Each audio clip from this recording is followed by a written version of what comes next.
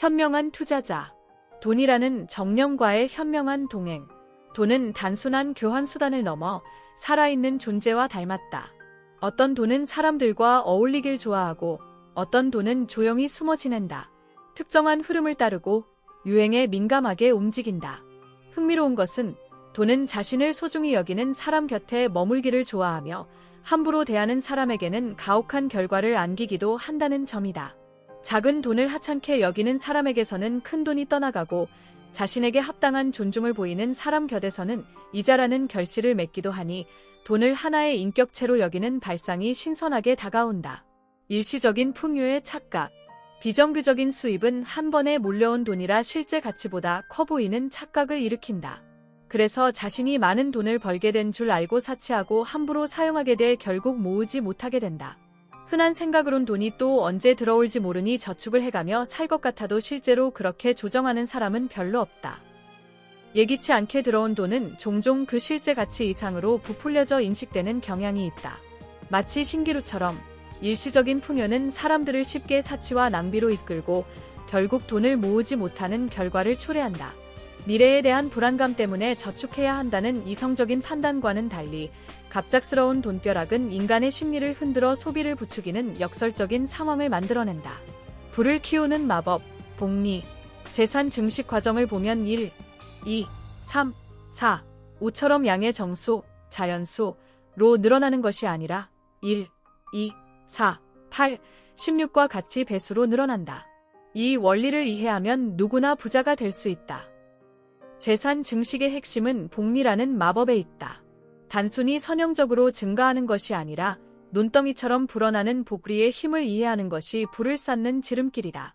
작은 이자라도 꾸준히 원금에 더해지고 그 더해진 금액에 다시 이자가 붙는 기하급수적인 성장이야말로 부를 향한 여정의 핵심 원리다. 리스크에 대한 피상적인 이해의 위험. 흔히 리스크가 크면 손실이나 이익도 크고 리스크가 작으면 손실이나 이익도 작다고 이해하는데 이건 수학의 가장 기초적인 공식, 덧셈이나 곱셈을 이해하는 것과 같다. 수학에도 곱하면 오히려 작아지는 답이 있듯 리스크도 복잡한 여러 경우의 수가 있다. 리스크가 증가하면 이익에 대한 불확실성도 증가하고 손실 가능성도 증가한다는 의미다.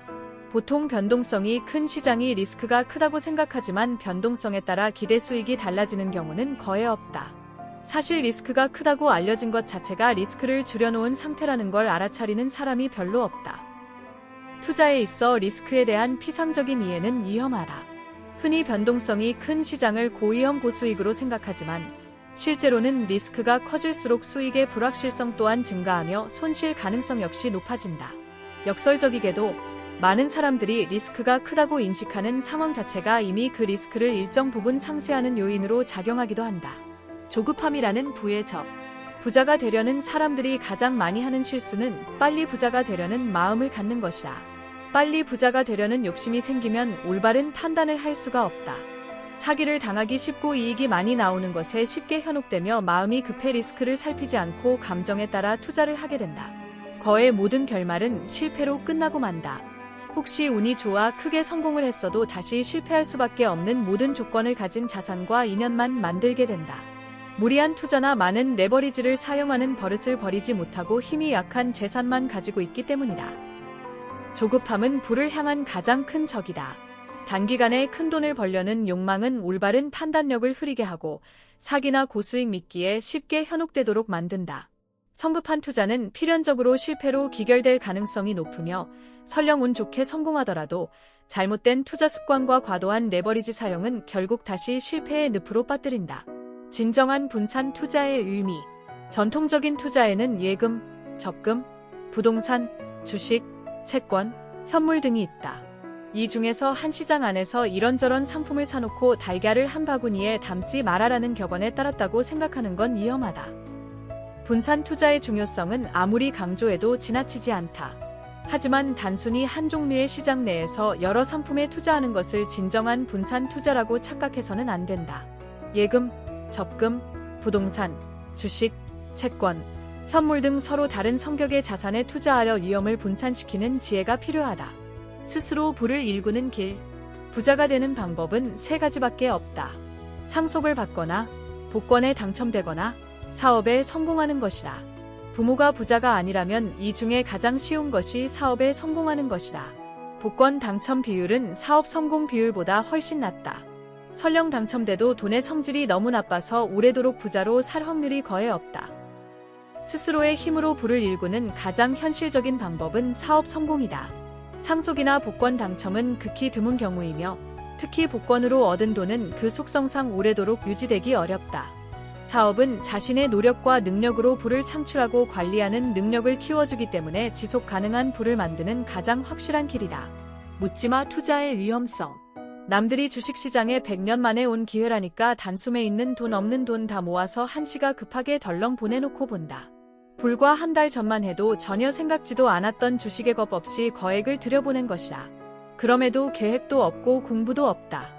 이런 사람은 조금만 가격이 올라도 1년치 은행 이자를 벌었다며 좋아하다가 그 주식이 더 올라가면 기다리다 마지못해 따라붙지만 다시 조금만 내려와도 무서워서 손해를 보고 나온다.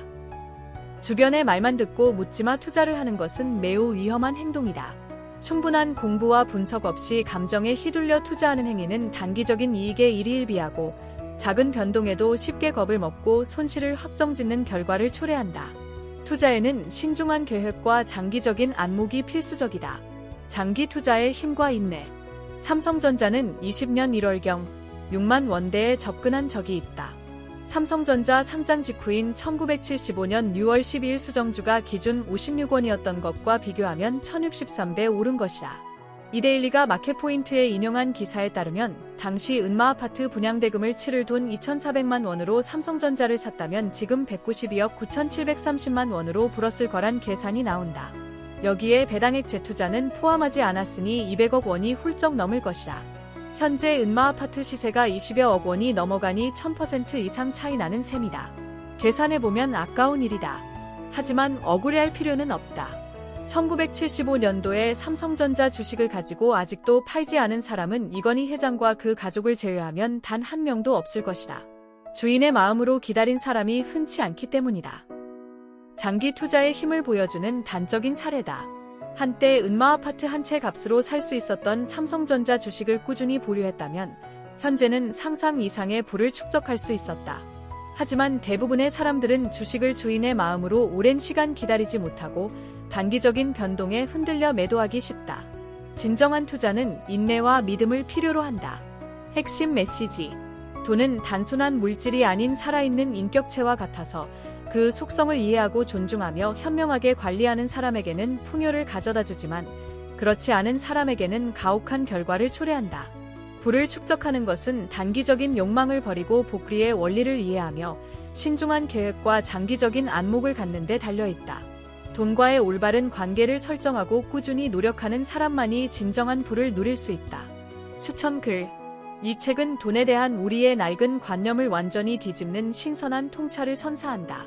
마치 오랜 지혜를 담은 노련한 스승의 조언처럼 돈의 본질과 속성을 명쾌하게 설명하며 부를 쌓는 실질적인 지혜를 일깨워준다. 돈과의 건강한 관계를 맺고 재정적인 자유를 꿈꾸는 모든 이들에게 필독을 권한다.